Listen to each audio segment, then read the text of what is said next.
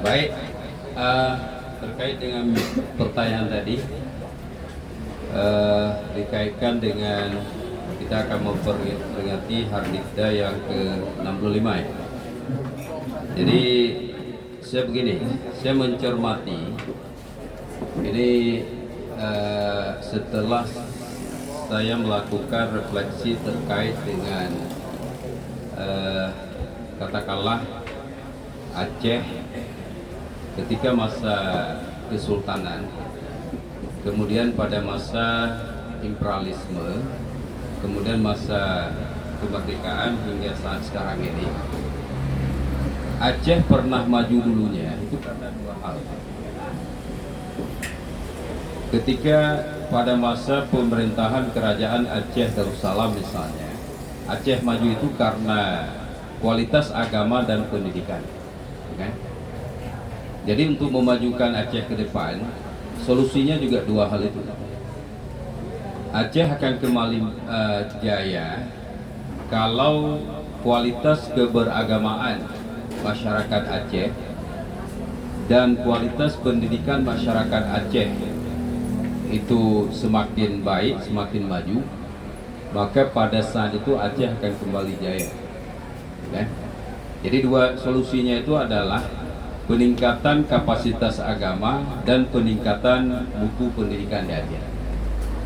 Dalam konteks ini ke depan, dalam hal pilkada, Anda kalau saya pilihlah calon gubernur yang memikirkan dua aspek ini.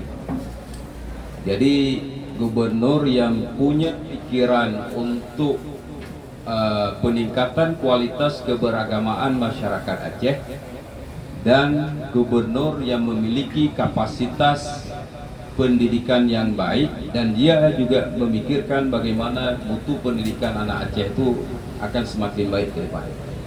Nah, jadi kalau ada gubernur yang tidak, calon gubernur yang tidak memikirkan dua aspek ini, udah tinggalkan aja. Nah, jadi karena Aceh akan maju hanya dengan dua itu. Jadi memperhatikan pengembangan keberagamaan. Hari ini coba lihat, bahasa sederhana saya ini mungkin, tapi ini nantinya Anda buktikan dengan penelitian, ya. Mungkin hari ini ada 20% orang Aceh yang tidak sholat lagi secara permanen. Tidak sholat secara permanen itu artinya ketika dia mukallaf, mulai saat itu dia tidak sholat sampai kemudian dia meninggal. Bahasa sederhana begini, kita semua punya kampung, coba Anda pulang ke kampung Anda masing-masing, tahu kampung, kemudian di kampung itu kita tahu orang kampung kita yang sholat dan yang tidak sholat.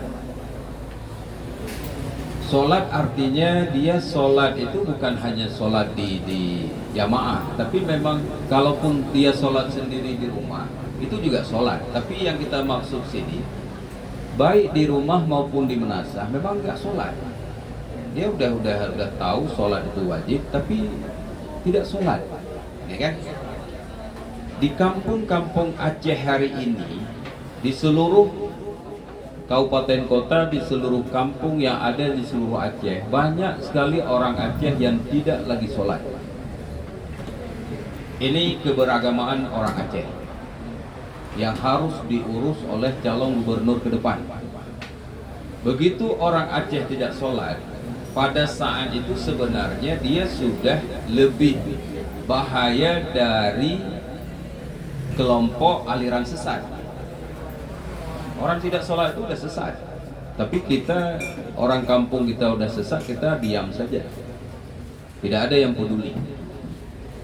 Tapi begitu muncul aliran sesat, seluruh Aceh heboh. Kalau ada lembaganya mau kita bakar. Orang kampung kita itu udah bertahun sesat, kita terus tidur di rumah. Orang-orang kampung kita yang tidak sholat itu nggak pernah kita ajak sholat. Ini keberagaman orang Aceh. Hari ini banyak generasi milenial Aceh yang dia juga mungkin sholat, dia anak orang Islam, ayahnya juga mungkin udah naik haji. Tapi di mana-mana kita lihat hari ini di kafe-kafe duduk seenaknya dengan celana puntung di kafe-kafe. Itu orang anak Muslim. Ya.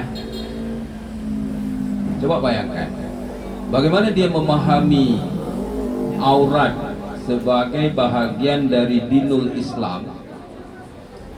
Kewajiban menutup aurat itu sama dengan kewajiban melaksanakan sholat. Dia pikir ketika selesai sholat ke bah jakrung, kemudian duduk balik warung kopi dengan ilu puntung. Dia pikir nggak dosa. Kenapa ini terjadi?